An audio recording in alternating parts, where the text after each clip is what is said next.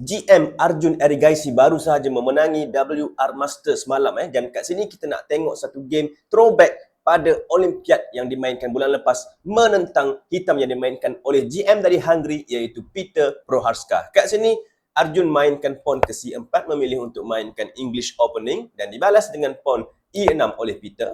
Seterusnya naik ke C3, pawn ke D5 dan kat sini Arjun tak makan pawn tu, dia pilih untuk mainkan pawn ke D4 transpose atau tukar kepada opening Queen's Gambit decline. Kat sini knight F6 dimainkan oleh hitam, knight F3, bishop E7 dan kita ada pertukaran pawn pertama dengan pawn C makan pawn D5, pawn E makan pawn D5 dan seterusnya bishop ke F4. Knight H5 dimainkan kat sini oleh Peter, satu move yang agak rare untuk menyerang bishop dan kat sini selepas bishop lari ke D2, hitam ataupun Peter memilih untuk mainkan castling 0-0.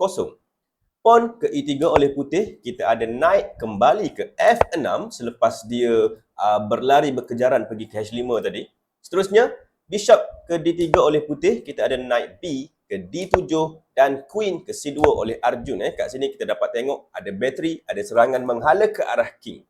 Baik, C6 oleh hitam dan seterusnya tak pasal-pasal, tak ada ribut, tak ada petir, tiba-tiba pawn ke G4 ditolak oleh Arjun. Inilah sebabnya Arjun diberi nickname ataupun nama samaran sebagai Madman oleh GM Magnus Carlsen, pemain nombor 1 pada masa sekarang.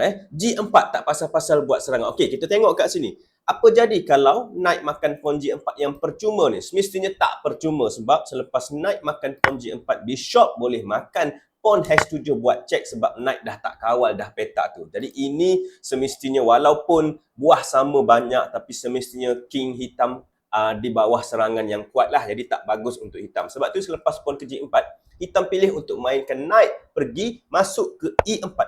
Nampak macam hitam pula yang bagi pawn free. Dan ya, memang hitam bagi pawn free. Tapi sebab apa? Mari kita tengok kat sini. Kalau knight putih makan knight di E4 tu, okay, kita sambunglah. Pawn D makan knight E4, bishop makan pawn E4. Kat sini hitam akan mainkan knight pergi ke F6 dengan tujuan untuk serang pawn di G4 ni, dua kali ganda, ada bishop juga kat situ dan pada masa yang sama menyerang bishop putih yang kuat kat sini. Jadi nak tak nak, kalau putih nak kawal pawn ni sambil melarikan bishop ni, dia boleh mainkan bishop ke F5 macam ni. Tapi kat sini hitam akan bishop makan bishop F5, queen makan bishop F5 dan selepas pawn tolak ke G6, queen terpaksa lari. Kalau queen lari ke tempat lain dan tak mengawal pawn ni, semestinya hitam akan dapat balik pawn dia. Tapi kalau putih cuba untuk kawal pawn tu, sebagai contoh queen ke F4, kawal macam ni, hitam akan teruskan dia punya development, teruskan mengawal petak yang banyak. Sebagai contoh queen D5 adalah gerakan yang bagus kat sini. Dan dalam posisi ni, putih sedikit tak best, sedikit tak seronok sebab king dia masih lagi tak selamat. Dia punya pawn pun sedang dalam serangan dan dia punya queen terpaksa kawal pawn tu. Dan hitam pun kat sini dia sudah siap, dia punya development ready untuk menyerang. Jadi sebab tu kat sini walaupun hitam kehilangan satu pawn, tapi dari segi posisi dia lebih best lah. Okay? Sebab tu selepas knight pergi ke E4, Arjun tak makan pawn knight tu, dia serang lagi dengan pawn pergi ke H4. Tengok dua-dua pawn nak maju ke depan lah, nak serang king hitam. Okay, rook E8 oleh hitam kat sini, pawn ke G5 maju lagi dan kita ada pawn ke F5 oleh Peter. Tapi kat sini dalam posisi ini putih membuat gerakan yang dinamakan on pozon dengan pawn G makan pawn F5 tu macam ni.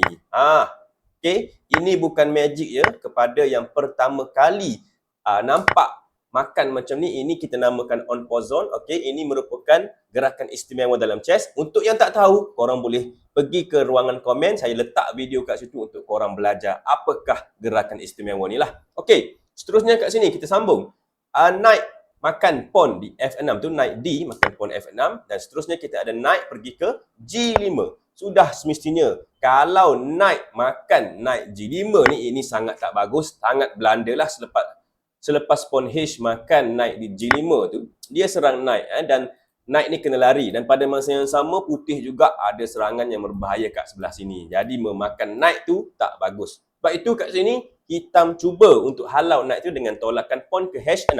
Kat sini putih mainkan knight C makan naik di E4, diikuti dengan pawn D makan naik E4 dan seterusnya naik makan pawn E4, naik makan naik E4, bishop makan naik E4 dan kita dapat tengok putih dapat satu pawn percuma dan pada masa yang sama masih lagi mengekalkan bishop dia yang best kat sini. Okey, seterusnya bishop E6 oleh hitam, rook ke G1, okey, ambil file kat sini.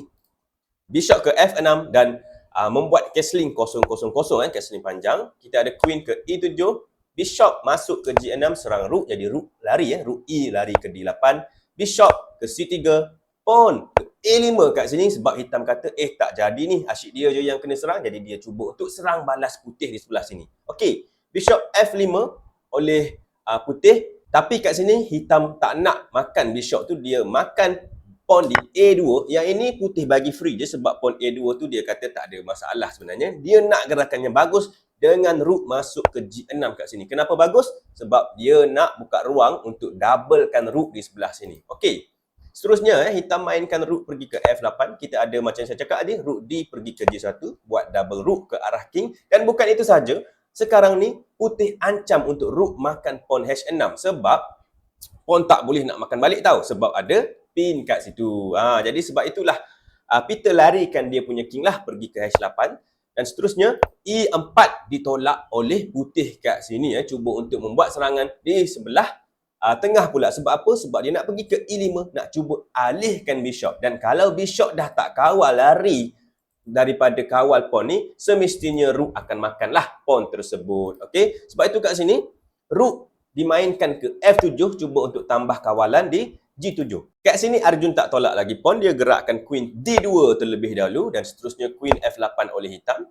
Dan dalam posisi ini kita dapat tengok semua empat buah ni sedang menyerang ke arah king. Hanya seorang je yang belum join the party orang kata. Jadi Arjun kata, "Wey bishop, jom, let's go, kita serang." Jadi dia buka pawn D5 kat sini, buka laluan bishop menyerang king kat situ. Alright, seterusnya hitam mainkan pawn C makan pawn D5. Dan kat sini Arjun tak makan pun pawn, Arjun tak makan pun bishop. Dia buat gerakan yang bagus dengan tolakan pawn pergi ke E5. Kenapa bagus? Sebab bishop kena lari lah. Okay, jadi kat sini bishop lari sambil makan pawn H4.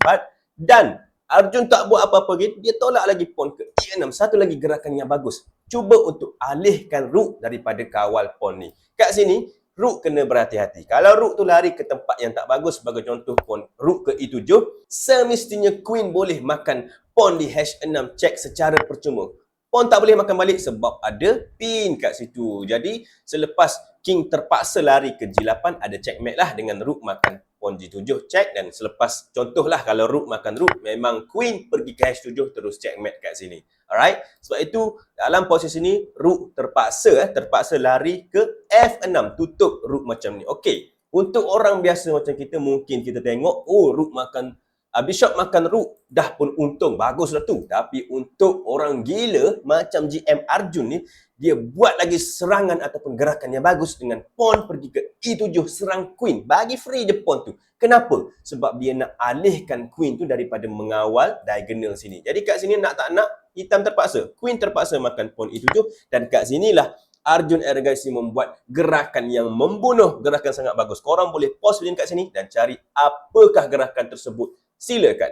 Macam yang saya cakap tadilah, GM Arjun Erigaisi ni dipanggil madman ataupun kita panggil orang gila lah sebab cara dia main tu kerja dia nak serang je dan bila dia serang tu sangat cantik, sangat berkualiti. Bukan serang sekadar semata-mata nak serang je, tidak. Ini GM Arjun Erigaisi seorang pemuda ataupun remaja yang sedang meningkat naik sekarang ini. Okey, apa jawapan dia kat sini? Yes, queen sacrifice. Queen makan pawn di H6 check sacrifice. Alright, kita tengok dulu.